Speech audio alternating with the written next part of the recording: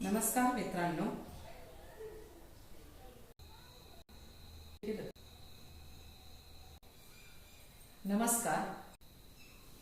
मित्रांनो, आज आपण 11वी युवक भारती मराठी पाठ्यपुस्तकातील माणूस बांधू या हा पाठ लेखक प्रवीण दवणे यांनी लिहिलेला हा पाठ आज आपण बघणार आहोत। ह्या पाठाची प्रस्तावना ज्यावेळेस आपल्याला स्वमत अभिव्यक्ती व्यक्त करायची आहे, या स्वमत अभिव्यक्तीसाठी 4 गुण आहेत, तर त्याच्यामध्ये आपल्याला 1 गुण हमखास मिळतो। त्या ठिकाणी आपल्याला त्या धड्यामधला ह्या माणूस बांधू या धड्यातला कोणताही उत्तर आला तरी त्याच्यामध्ये 1 मार्क आपल्याला काय होणार आहे, हमखास मिळणार आहे।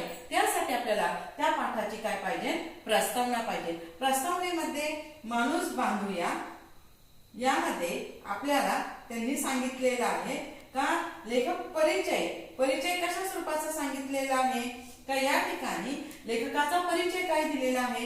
प्रवीण दवणे हे मराठी साहित्यातील एक प्रसिद्ध कवी आणि गीतकार लेखक होते आणि या लेखनातून त्यांनी नेहमीच मानवी मूल्याचा आणि संवेदनाचा आणि नात्यातील ओलावा प्रत्येक त्यांच्या लेखनातून येत असतो। सावर रे ध्यास यासारख्या अनेक चित्रपटामध्ये त्यांनी गीताचं लेखन केलेलं आहे।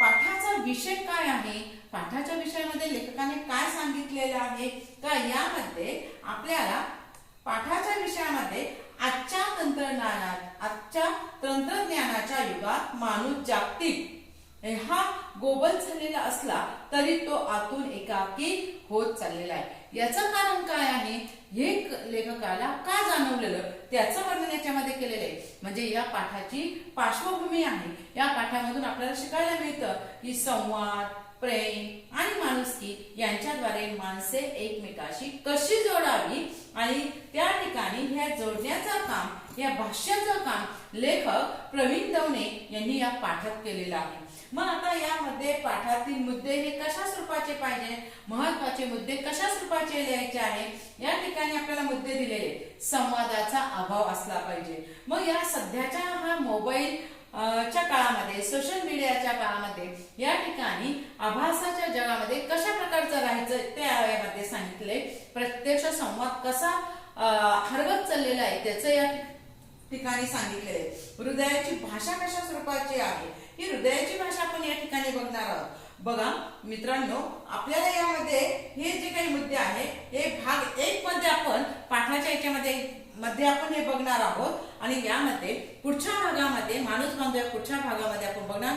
माझा व्हिडिओ तुम्हाला आवडला तर माझ्या चॅनलला सबस्क्राईब करा।